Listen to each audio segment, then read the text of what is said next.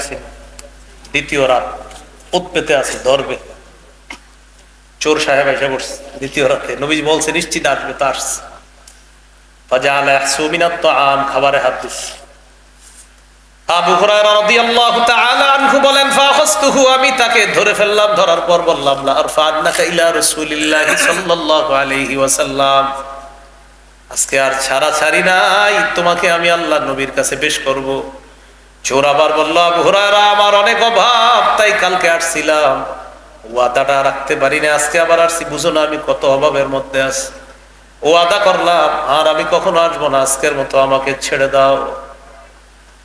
দ্বিতীয় রাতেও চোরকে ছেড়ে দিছে। পরের দিন আল্লাহ নবীর কাছে আসার পর আল্লাহ নবী বললেন, মা ফাআলা আসিরুকাল বারিহাতা ইয়া আবু হুরায়রা, আবু হুরায়রা, চোর তোমার সাথে কি আচরণ করেছে গত রাতে বলো। সাহাবী বললেন, ইয়া রাসূলুল্লাহ, আবার প্রথম রাতের মতো বলছে, তার অনেক অভাব অনটন, তার দায়িত্বে পরিবার আছে, মায়া লাগছে, দ্বিতীয় রাতেও আমি তাকে ছেড়ে দিলাম। নবীজি বললেন, কদ কাযাবাকা ইন্নাহু সায়াউদ, সে মিথ্যা কথা বলছে, সে আবার আসবে। আবু হুরায়রার এবার পাক্কা ইরাদা, আজকে আসলে তোমার আর ছাড়াছাড়ি নাই। তৃতীয় রাতে তিনি অপেক্ষায় আছে, চোর এসে গেছে। আসার পর চোর খাবারের মধ্যে হাত দিছে, আবু হুরায়রা তাকে ধরছে। ধরার পর বলে, আজকে আর ওই পরিবারের এই সমস্যা ওই সমস্যা বললে কোনো কাজ হবে না, আজকে তোমার নিমুই।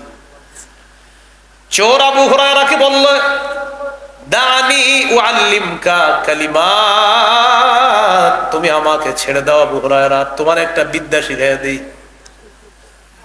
হাদিসে আসছে সাহাবায়ে কেরাম বিদ্যার প্রতি খুব আগ্রহ ছিল তাদের। যেই মাত্র বলছে তোমারে বিদ্যা শিখাইয়া দেই, আমারে ছেড়ে দাও, আবু হুরায়রার ভিতরে দুর্বলতা কাজ করা শুরু করছে। সাহাবায়ে কেরাম বিদ্যার প্রতি ছিল খুব আগ্রহী। এই হাদিসের শেষে আছে যে তারা ইলমের প্রতি খুব আগ্রহী ছিল। আর কোন সাহাবী? আবু হুরায়রা।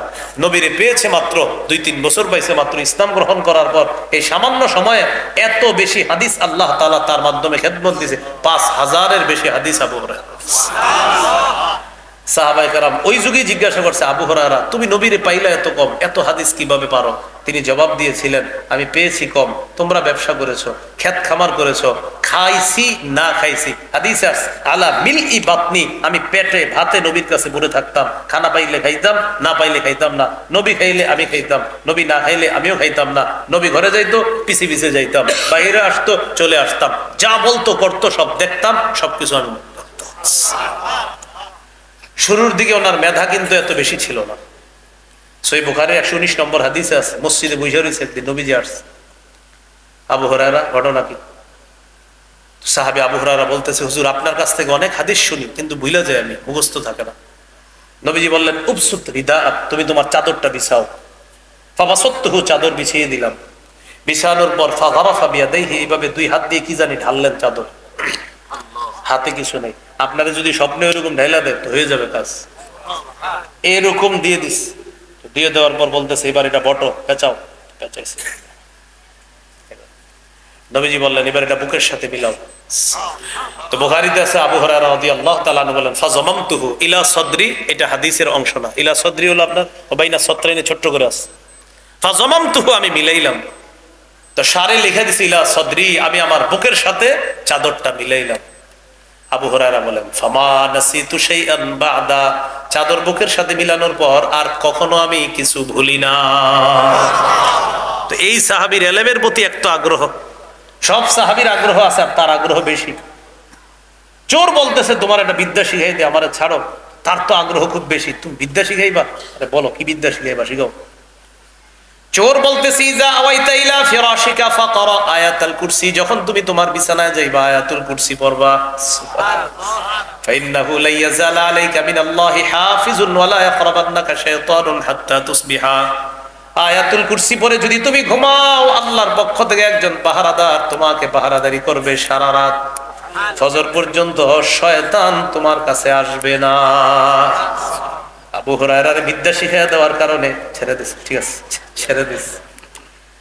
নবীজির কাছে আসছে, আসার পর নবীজি বললেন, কি ব্যাপার আবু হুরায়রা, তোমার বন্দির কি খবর? আবু হুরায়রা বলে, হুজুর কালকে পাক্কা নিয়ত করছি আপনার কাছে নিয়ে আসবো। বেচারা আমার একটা বুদ্ধি শিখাইয়া দিছে, বিদ্যা শিখাইয়া দিছে, এই বিদ্যা শিখানোর কারণে হুজুর আমি তাকে ছেড়ে দিছি। কি বিদ্যা বলো? ইয়া রাসূলুল্লাহ আমাকে বলছে যখন আমি বিছানায় যাব আয়াতুল কুরসি পড়ার জন্য, সারা রাত একজন ফেরেশতা নাকি পাহারাদারি করবে, সকাল পর্যন্ত নাকি শয়তান আসতে পারবে না। নবীজি বললেন, আবু হুরায়রা ক্বাদ সাদাকাকা ওয়া ইন্নাহু কাযূব, গত 2 দিন চোর যদিও তোমাকে মিথ্যা কথা বলছে, তবে গত রাতে চোর তোমাকে সত্য কথা বলছে, তবে সে দুনিয়ার সবচেয়ে বড় মিথ্যাবাদী। সে তোমাকে কালকে সত্য বলছে, কিন্তু সে কিন্তু মিথ্যাবাদী, কিন্তু কালকে চিপায় পইরা বাঁচার জন্য তোমার সত্য কথা বলছে, কিন্তু সে মিথ্যাবাদী। তো আবু হুরায়রা বলে, জি হুজুর। এবার নবীজি বললেন, তাআলামু মান তুখাতিবু মুনযু সালাসি লায়াল, আবু হুরায়রা তুমি জানো নি কার সাথে গত 3 রাত কথা বলছো?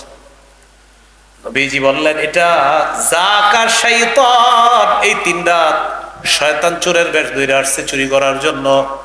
শেষের দিন যখন দেখছে আর বাঁচতে পারবে না, তোমার সঠিক বিদ্যাটা শিখাইয়া দিছে।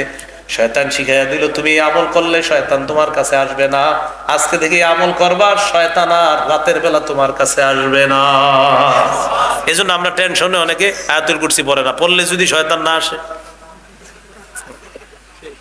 রাতের বেলা বিছানায় যাওয়ার পরে আয়াতুল কুরসি বললে যদি শয়তান না আসে, তো টিভি দেখবে কিভাবে, নাটক কিভাবে দেখবে? কারণ শয়তান আসলেই না খোঁজাবে। তো এই টেনশনে পড়ে না যে পুইরা গেলে যদি শয়তান না আসে, তাহলে আমি নাটক সিনেমা কেমনে দেখবো। এই জন্য 3টা 4টা পর্যন্ত মোবাইল চালাবে, আয়াতুল কুরসি পড়ে না, না না ভাই পড়বো না, কারণ যদি শয়তান না আসে।